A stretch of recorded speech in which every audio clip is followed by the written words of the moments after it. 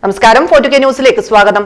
പള്ളി നിറഞ്ഞു കവിഞ്ഞതിനെ തുടർന്ന് റോഡരികിൽ വെള്ളിയാഴ്ചത്തെ ജുമ നമസ്കരിച്ചവരെ ബൂട്ടിട്ട് ചവിട്ടിയ ഡൽഹി പോലീസ് ഇൻസ്പെക്ടറെ സർവീസിൽ നിന്ന് സസ്പെൻഡ് ചെയ്തു. പോലീസുകാരന്റെ നടപടി വിവാദമായതോടെയാണ് അന്വേഷണ വിധേയമായി സസ്പെൻഡ് ചെയ്തതെന്ന് deputy police commissioner MK Meena അറിയിച്ചു. വടക്കൻ ഡൽഹിയിലെ ഇന്റർലോക്ക് മെട്രോ സ്റ്റേഷന് സമീപമാണ് സംഭവം.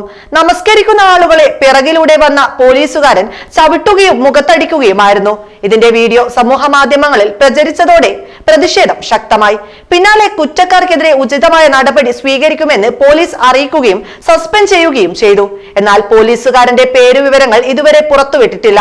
പോലീസുകാർക്ക് ഈ വിവരങ്ങൾ നൽകിയതും പരാതി നൽകിയതും സ്ഥലത്തെ RSS കാരനാണെന്ന സൂചനയും പുറത്തു വന്നിട്ടുണ്ട്. സംഭവം ലജ്ജാകരമാണെന്ന് ഡൽഹി കോൺഗ്രസ് പറഞ്ഞു. ചവിട്ടുന്ന വീഡിയോ കോൺഗ്രസിന്റെ ഔദ്യോഗിക സോഷ്യൽ മീഡിയ അക്കൗണ്ടിൽ പങ്കുവച്ചു. റോഡിൽ നമസ്കരിക്കുന്ന വിശ്വാസികളെ ഡൽഹി പോലീസ് ചവിട്ടുന്നു. ഇതിലപ്പുറം എന്ത് നാണക്കേടാണുള്ളത്?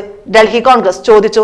വെള്ളിയാഴ്ച ജുമാ നമസ്കാരത്തിന് പള്ളികളിൽ സ്ഥലം തികയാതെ വരുമ്പോൾ നഗരത്തിലും മറ്റ് സമീപത്തെ റോഡുകളിലും പ്രാർത്ഥനകൾക്ക് ഉപയോഗിക്കുന്നത് സാധാരണയാണ്.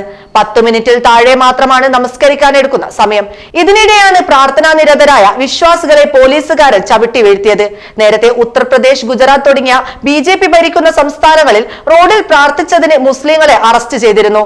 ജനുവരിയിൽ ഗുജറാത്തിലെ ബനസ്കന്ത ജില്ലയിൽ 35-കാരനായ ട്രക്ക് ഡ്രൈവറെ അനുമതിയില്ലാതെ നമസ്കരിച്ചതിന് അറസ്റ്റ് ചെയ്തിരുന്നു. 2023 ഉത്തർപ്രദേശിലുടനീളം നിരവധി അറസ്റ്റുകൾ രേഖപ്പെടുത്തി. 2023 ഏപ്രിലിൽ അനുവാദമില്ലാതെ പള്ളിക്ക് പുറത്ത് പെരുന്നാൾ നമസ്കാരം നടത്തിയതിന് UP കാൺപൂരിൽ 3 സ്ഥലങ്ങളിലായി 1700-ലധികം പേർക്കെതിരെ കേസെടുത്തു. ബറേലിയിലും 57 പേർക്കെതിരെ പോലീസ് കേസെടുത്തിരുന്നു. എന്നാൽ ആദ്യഘട്ടങ്ങളിൽ നടപടിയും എടുത്തിരുന്നില്ല. വിഷയം കോൺഗ്രസ് ഏറ്റെടുത്ത് പ്രശ്നമാക്കിയതോടെയാണ് പോലീസ് ഇൻസ്പെക്ടർക്ക് സസ്പെൻഷനെങ്കിലും ലഭിച്ചത്. നിങ്ങൾ ചിന്തിക്കണം, ഇന്ത്യ ഇത് എങ്ങോട്ടാണ് പോകുന്നതെന്ന്. ഒരു വിഭാഗത്തെ മാത്രം തിരഞ്ഞുപിടിച്ച് അവരുടെ പ്രാർത്ഥനകൾ പോലും തടസ്സമാക്കുക, കൂടാതെ മർദ്ദിക്കുക. എവിടെ എത്തിയിരിക്കുന്നു കാര്യങ്ങൾ? ഇതിനൊക്കെ ഒത്താശ ചെയ്യുന്നതോ ഇവിടുത്തെ ഭരണകൂടവും. സംഘപരിവാറുകാർ രാജ്യം ഭരിച്ചാൽ ഇതല്ല ഇതിനപ്പുറവും സംഭവിക്കും എന്നുള്ളതാണ് യാഥാർത്ഥ്യം. സമൂഹ മാധ്യമങ്ങളിൽ പ്രചരിക്കുന്ന ആ വീഡിയോ ദൃശ്യം ഇതാ.